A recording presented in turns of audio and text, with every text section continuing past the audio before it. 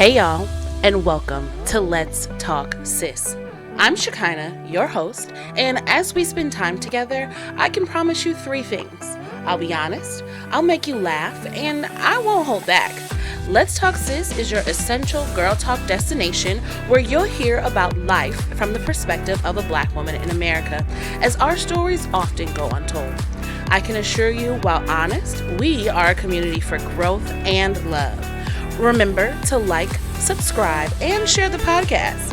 Now sit back, relax, and let's talk, sis.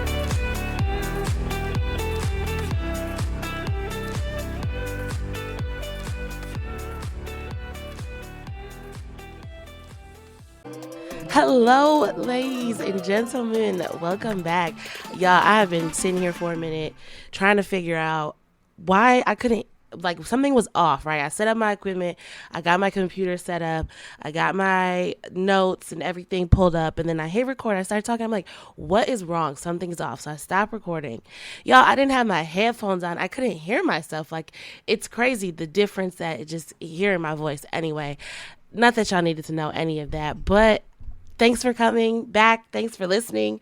I'm so excited to have y'all here. I know I do these shows every week, but for some reason it always feels like so long in between episodes when I talk to y'all. So as always, I appreciate anybody who decided to press play, anybody who's a part of our community, anybody who's wanting to grow, to learn, to hear perspectives of Black women, anybody who's supporting the movement. And clearly you are if you hear my voice right now. So shout out to you. Thank you for coming back. So a few things I just wanted to say. If you are not following my Instagram, please go follow our podcast Instagram. It is at Let's Talk Sis Pod. Okay? LetsTalkSispod. Okay? Let's Talk Sis Pod. I need everybody to follow me. I need everybody to interact with me, comment on the post, tell me what you want to see more of content wise. Like, navigating the content space in terms of posting things is a project, okay? Trying to make it consistent for one, trying to make it cohesive for another, and trying to make it entertaining, some things that people want to see, some things that are relatable. I said a lot because it is a lot. So, but follow me, interact with me, let me know, like I said, what you want to hear, what you want to see, comment on episodes, give me feedback. Like, this is a community. I don't want to keep thinking that, I sound good because I think I sound good, and I'm talking about things that are relevant because I think they're relevant. I want to make sure that my audience is, getting something out of it, obviously while being true to myself. But if there's particular things you want me to talk about, go back on, clarify, whatever, just let me know, y'all. This is us. This is our community. This is our thing. So whatever we want to do. So with that being said, I'm going to get into our first timeline topic of the week. So scrolling through my timeline and I see a post from @JohnReyes204.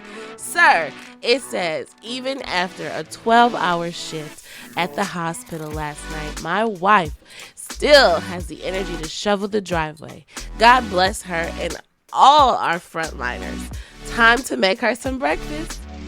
And this is the caption of a picture of said wife shoveling said driveway, which is ridiculously long, okay? Ridiculously packed full of snow.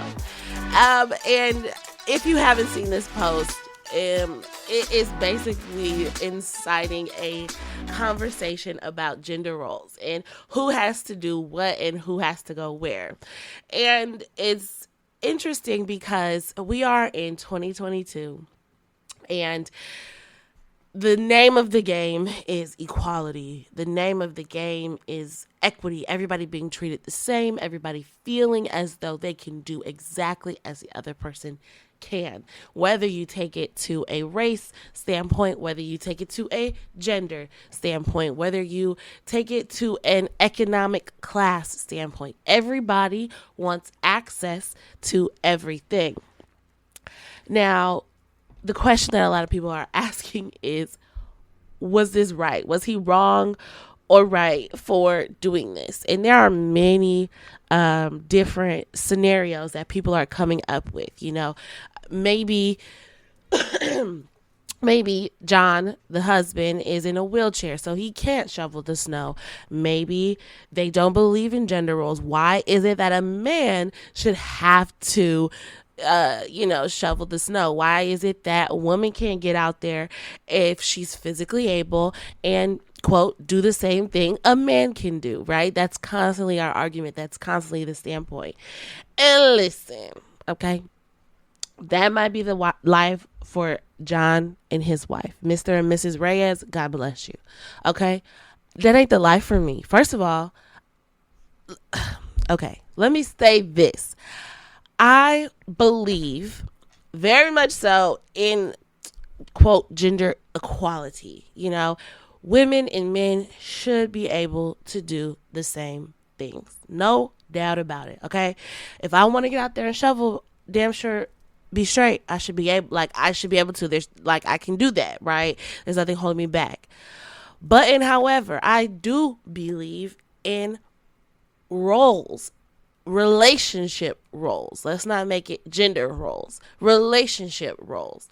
Within your relationship, you need to define the roles of person A and person B. Okay? That's as inclusive as we could get it. Whether you are black, white, man, female, cisgender, transgender, non-binary, whatever. Person A does this, person B does that.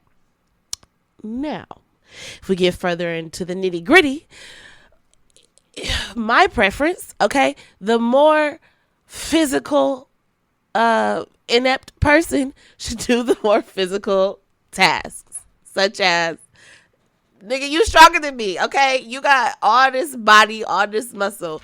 You need to take your ass outside and shovel the snow, okay?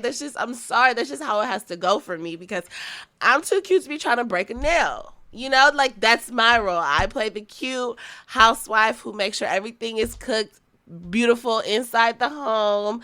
The kids are taken care of, edges laid, all the things. And sir, I'm gonna need you to go outside, take out the trash, shovel this snow, and make sure my car has gas. That's just fair to me. Okay, that's just me and my relationship. Now, does it have to be that way? No. Am I going to tell you what's right or wrong? No, because you know what? There was a comment on this post that made me think differently. And it was my wife in the summer, when she got off work, she would go for runs to clear her mind, to decompress for the day. She would run. And in the winter, she shoveled the snow. So, that to me is a fair compromise. And again, if what works for your relationship, if that works for y'all, who the F cares? Now, what I don't know why is, did John Reyes post this photograph with no context? Clearly he was trying to incite a riot. Clearly he was trying to get people talking, because he knew he had to put a lot more context to that shit. Talk about time to go make her breakfast. Boy, what? He tried it. But again, if that's what works for them, that's what works for them. And this is something that we have to remember, is that we get to define our relationships. Nobody can tell you what you should or shouldn't do in your relationship. Nobody can tell you what fulfills you, what makes you feel loved, what makes you feel honored, what makes you feel respected, what helps you to decompress. And listen, if I were to live in a cold climate, there may be a time or two, okay, that I shovel the driveway. Just either maybe I want to, let my husband know, baby, if it came down to it, I got you, or just to do something nice for him, or I want to clear my mind, or we got a new snow shovel. I remember when I was younger, we got a snow blower when I was living in Michigan.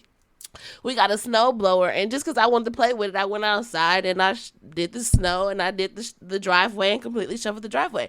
It wasn't man, girl versus boy should do it type thing. And that's the thing that I think my overall point is. You can define gender roles if you want to, and if that's how you traditionally live, but at some point we got to catch up with the times, and you got to know and be secure and deciding what works for you, and knowing that is okay within your relationship. Knowing that if you are a traditional person and you believe absolutely 110% a man should do all the physical, quote unquote, stereotypical male things, stand in that. And that's okay. If that's what makes you feel secure in your relationship, that's okay. That is absolutely okay. And guess what? There's going to be somebody who wants to stand in that traditional role. I can guarantee you. God didn't put you here to make you single, sis. So stand in that, right? And that's going to lead into something else we're going to talk about a little bit later.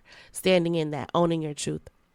But if you're somebody, on the complete opposite end of the spectrum, who doesn't want to conform to gender roles, you want to be very fluid within your relationship, and if it needs to be done, it gets done no matter who does it, that's okay too.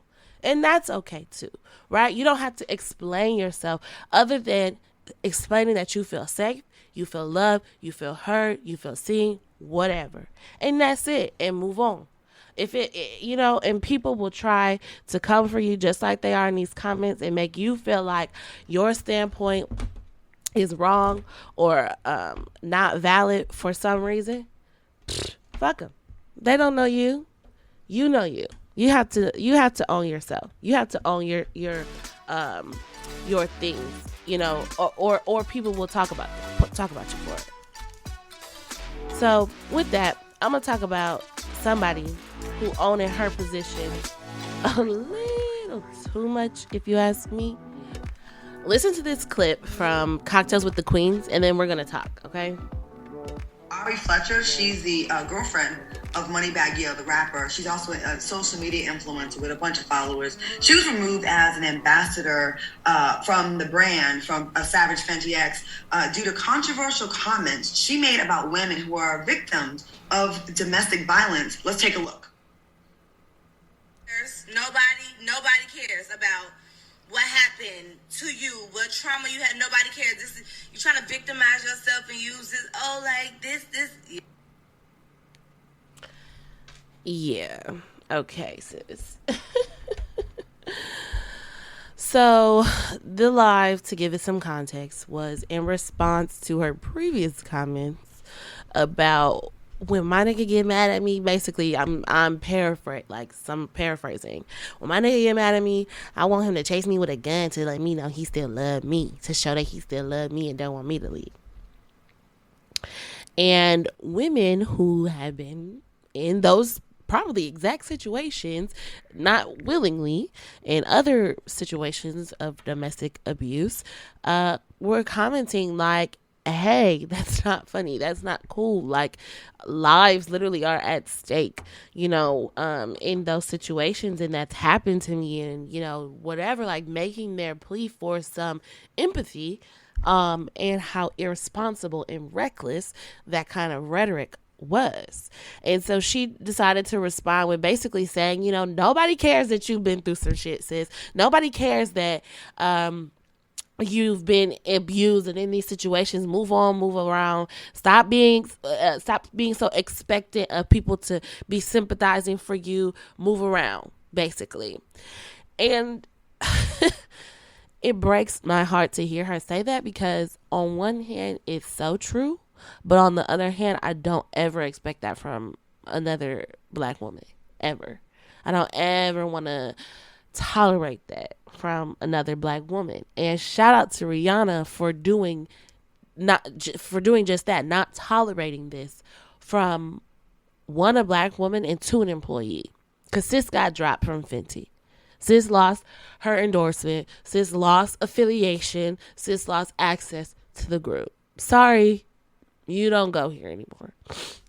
And, I appreciate so much that move, because it sets the tone. Like I've said in previous episodes, we have to stop allowing these people who we know accept foul behavior towards women, black women, in our circles. We have to offer some sort of exile to these people if the law won't do it. Right? If the law isn't going to, because in every situation, it doesn't require somebody being locked up and going to jail. Situations like this, when you have a friend who's talking like this, you need to check her then and there. You need to let her know that that woman's story matters, that woman's what happened to her matters. Now, I'm not saying we got to sit here and we have to baby people, because we all know the bitch who gonna use her story as a crutch and for us to have to baby her. We all know. I'm not saying that. That's not who I'm talking about. But that person who has had a story, who has had an experience, and who wants a little respect on their name. Like, we got to put some respect on their name. Put some respect on the fact that Black women get abused every day and literally nobody cares. And not in a fuck you, don't nobody care, but in a systematic way of what we say doesn't matter.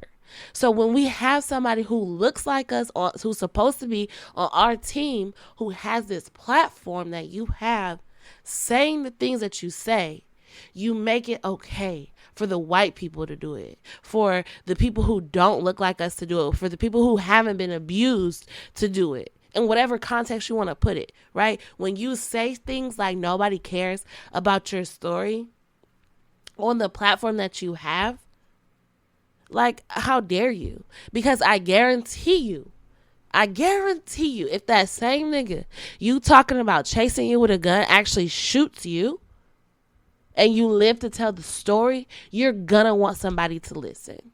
You better hope somebody's going to listen.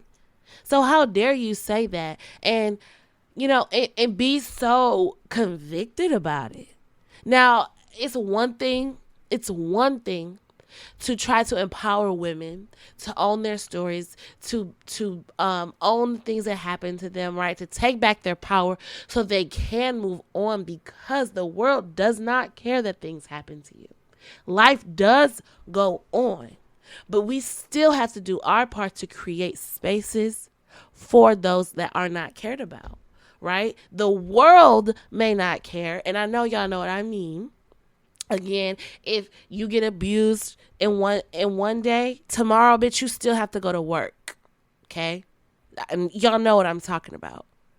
So that's what I mean when I say the world doesn't care. But if I call on my good sis, if I'm scrolling through my Instagram and I see this shit and I hear you talking about nobody cares, and you look just like me, goddamn. Right? Like, I don't even know what to say. And it hurts because, here I am trying to create platforms for women to be able to tell those stories, to be able to let somebody know that people care, to do the exact opposite of what you're doing. And you got X amount. I don't even know how many. Let me see. You have all these followers, thousands and thousands upon thousands, I'm sure. I don't even know. I don't even care to look at your page at this point. But so, when I say what I say about we need spaces and I have to create a community, I have to be intentional about it. This is why. And it's not in a pretentious kind of way, like I'm trying to be perfect and I'm trying to be, the person to tell you what to do, what's right, what's wrong. No, I'm here to create a platform that allows you to tell your story, whatever it is. And I'm not going to tell you right, wrong, or indifferent, because I can't. I'm not that person. I'm here to just allow a space to say what you got to say, and not feel like nobody cares, and I may disagree. I'm not going to lie to you. Now, I might disagree, but I'm never going to tell you that your truth is wrong. I can't do that. So, I'm off that. I gave her way too much time, but I just had to, let y'all know that when you come across people like that, you have a responsibility. If you're in the position to drop them from a sponsorship, gotta go, like Rihanna. And if you're not in that much position of power or influence over them, you have to say something or do something better yet and not associate with them. If you can't bring yourself to the words, or you don't have the know-how to check somebody in an elegant, classy way that's not, cussing a bitch out, but letting the bitch know what the fuck she did wasn't cool. If you don't have that, okay, that's fine, but you can distance yourself. You can not allow them in your space. right? Because being around you is a privilege, sis. That's what you got to know. So with that, we're going to get into our Let's Talk topic of the week. And I'm excited to kind of talk about this because this is going to be an ongoing conversation. And it's something that kind of sparked in my head with the new year. And it's about, I'm going to talk to you guys about 6 definitions of what it means to be vulnerable. And on a previous episode, I discussed about goals, and I talked about SMART goals. And I talked about how our goals can be very sensitive to us. And a lot of times we don't realize how when we say we're going to get sponsorships, how when we say we're going to get lose weight, we're going to travel more, we're going to be more involved with our family, we don't really realize how personal those goals are to us and how sensitive they can be. And a lot of times that's because we don't know how to be vulnerable. Women in general are taught to be emotional, and meaning that we feel everything. We feel when somebody's sad. We get sad with them. We feel when anger or upset or whatever. And we're taught to take on those emotions of our spouse, of our kids, of our business partners and roll with them, right? Because we're emotional, we should be able to understand that they're lashing out, they're upset, so let me not do the same thing, right? Let me be nurturing and kind and coddle their feelings and this, that, or the third. But a lot of times we don't take that time to do it for ourselves.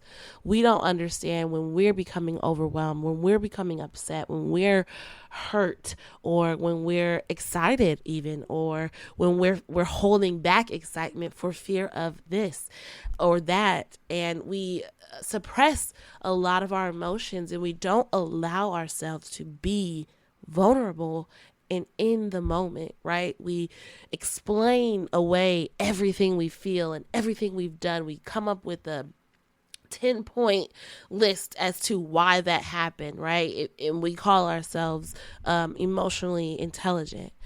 But are we really being vulnerable? And when I think about that word, what vulnerability means for me, not a textbook definition or anything, I just think of something soft and squishy. I think of something exposed, that soft and squishy, that at any moment can burst and become nothing, just a puddle of water. I think of a water balloon, with a really thin skin. Like, I just think of that kind of thing when I think of vulnerable, right? If I had to put it in a shape or an object. And why is because when we're vulnerable, we are what we are, right? But we're exposed. We are now those contents within that water balloon, that water that is what it is, that's in there shaking up and rolling around and all of these things. But the second we come in contact with something sharp or something blunt against our surface, we will explode, right? We putting ourselves in the potential to explode. And that explosion could be good if we're having a water balloon fight, right? That's fun. It's exciting when that water balloon bursts and splashes over somebody's head. Yay, it's so much fun. Oh my God, it's cool. This vulnerability, this exposure is great. I'm loving it. But a lot of times it's not fun. If you were randomly to get hit over the head with a water balloon, it's not fun. If you were it's not cool. And us exploding is only okay if it's done with the right people, right? With somebody who's going to understand. And if we explode on the wrong person, if we expose all of our contents within us to the wrong person, they're going to be pissed that you got all this water all over the fucking floor, right? But if you're with the right person, they're either going to laugh and embrace it. They're going to, oh, it's okay. It's no problem. Let me clean it up. So ghetto.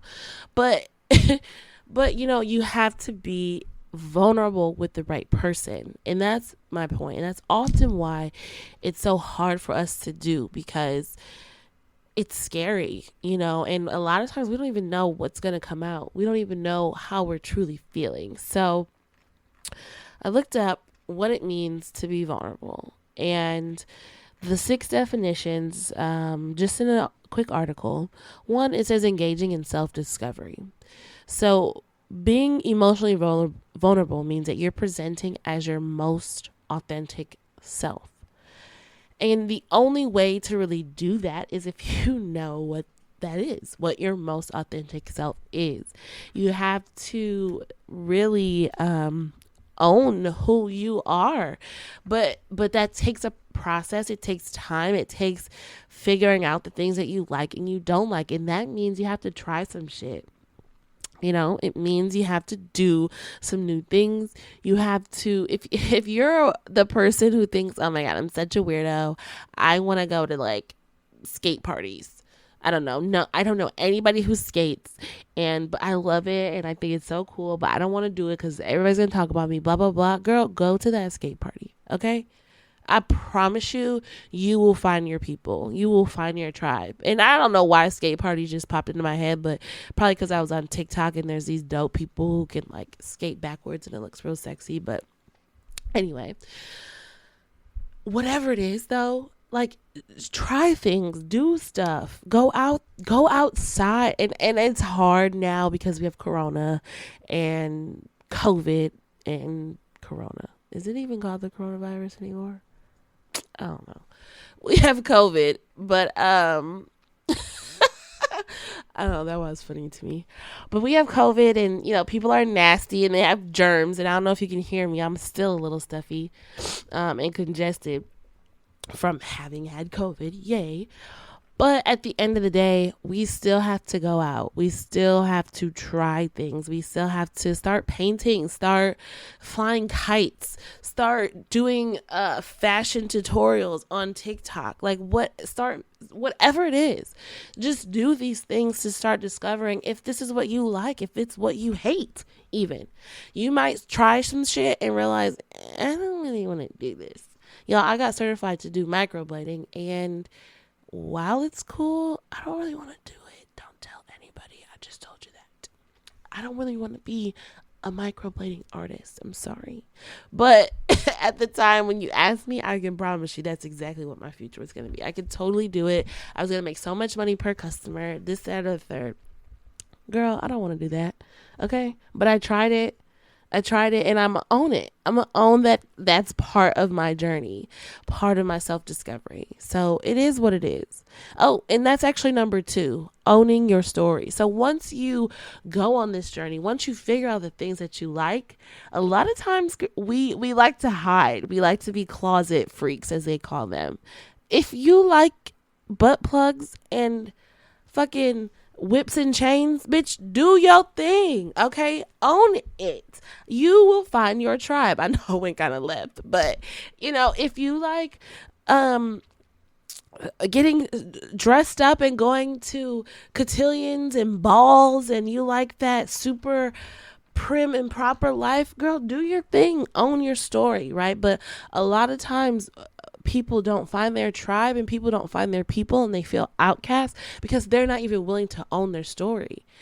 I don't know that you like red if you don't tell me. If you don't somehow explicitly state or wear red all the time or be red, I don't know that you like red, right? And the red people could be getting all the money, or could be having all the fun, or could be having all the success, and you sitting on Instagram looking at them and you want to be a part of the red people, but sis, nobody knows you like red because you're not owning it. And I hope y'all follow my analogies because my mind be going crazy. But my point is, own your story. You go through all this work of trying things to love them or to hate them, to lie to a motherfucker about it. Why? Because you're going to spend your life miserable. If you keep saying that you love hiking and your partner keeps making you go hike, bitch, you're going to die. You hate hiking. Why? Just own your story. And it's okay to be different from somebody else. It's okay to, not like something that somebody likes. It doesn't make you a bad person. Next is living out your values. So, a lot of times, back to like what we talked about earlier in the gender roles thing, a lot of times we value certain things, but because it's not popular or because it's not cool, we don't live out those values. So you really might value that, you know, your wife shovels the driveway, but because it's not popular, because it's not cool, because it's not the quote man thing to do, and she might love it too, you know, y'all argue about it every week. No, let me do it. No, I'm the man, I gotta do it. Why, you know? And a lot of times we might, as women, value that we want a man to be the provider. We want a man to take care of us in a financial role. But because men or people are so gung ho on being antagonistic towards that, you know, we shy away from it, and we accept men that are less than and who don't provide for you in the way that you want to be provided for. And you don't live out your value. You don't make them, or not make them, but you don't make it a point to find a man who treats you the way you want to be treated. If you value, you know, a man who opens doors for you and who's chivalrous, that is okay. Chivalry is not dead. You can live out those values. And if you come across a man who tries to check you on it, they're just not the one. Okay? I'm not going to argue with you when I tell you I want you to open my door for me. When I tell you I want you to take the trash out. When I tell you, you know, I want you to do X, Y, and Z. I'm not going to argue. If that's not what you're going to do, okay. But I'm going to live in my values because it matters to me. If you're somebody who wants to do Bible study every Wednesday in your relationship, that's okay. And if he doesn't want to do that, and if he's coming at you, this is crazy, I'm not doing this, listen, he's not the one. Living your values. Because that's going to allow you to tell the world who you really are. That's what we're talking about, being vulnerable. Taking that shell off and exposing that soft, fleshy stuff, that soft, squishy stuff, right?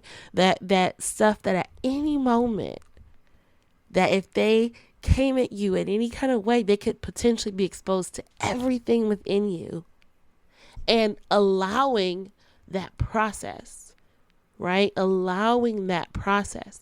And even if and when they become exposed to everything within you, you are still okay, right? You are still valued. You are still worthy of love, of respect.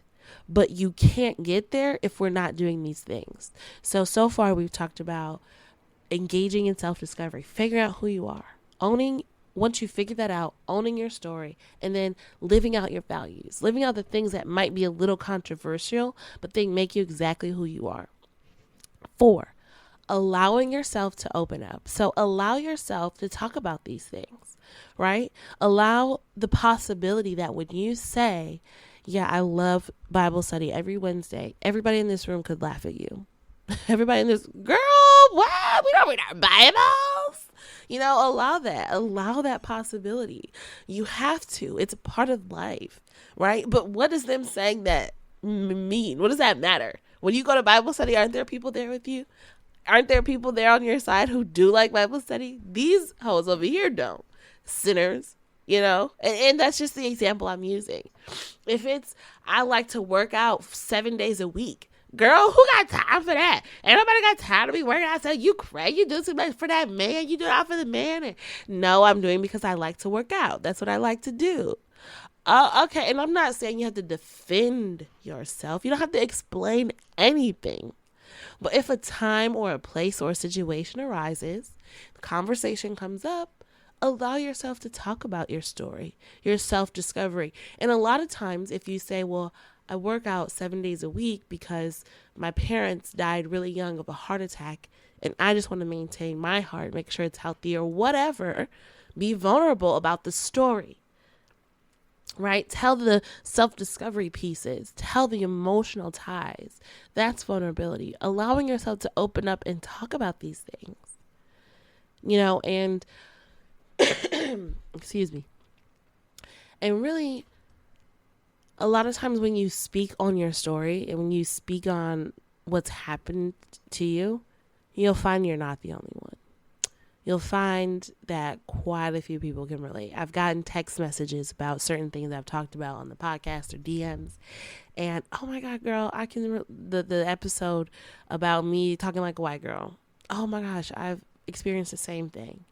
Same thing. Just by me telling my story, me allowing myself to be a little vulnerable. And it still to this day bothers me. I hate hearing that. I really do. I really do. But what am I going to do? It is what it is. It's my story. I've engaged in that discovery. It's the truth. I'm going to own it. I do maybe sound like your resident Valley girl, but whatever. Okay? As I sit here and twirl my hair. Jesus. Anyway, next one. Number 5, embracing uncertainty. So I kind of touched on this. When you tell your story, embrace the fact that people might not know what the hell you're talking about. You could be the first person in your family to invest in Bitcoin.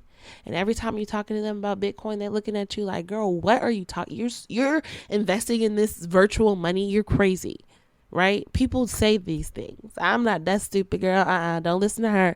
She wants you to invest something in something and da, right?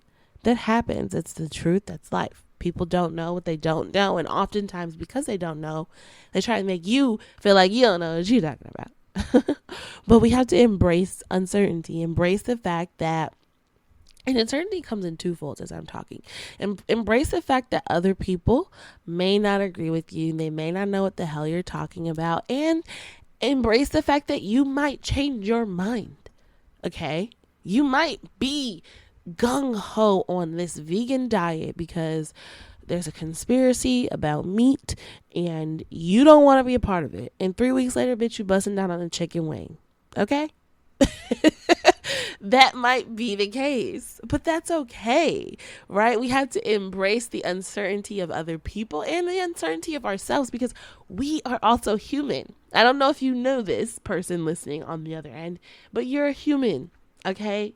You are often uncertain. And because a lot of times we fear that this, if we've gone through a lot of changes in our life, we fear that we're going to change this thing and nobody's going to take us serious and we can't change again and we can't change.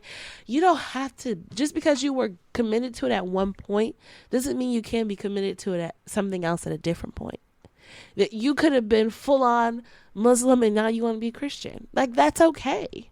You have to embrace that. That's part of being vulnerable, is owning that, yes, I was once convicted that I had to be married by 27, now I just want to be happy in a relationship. Or I once was convicted that I would never date a man with children.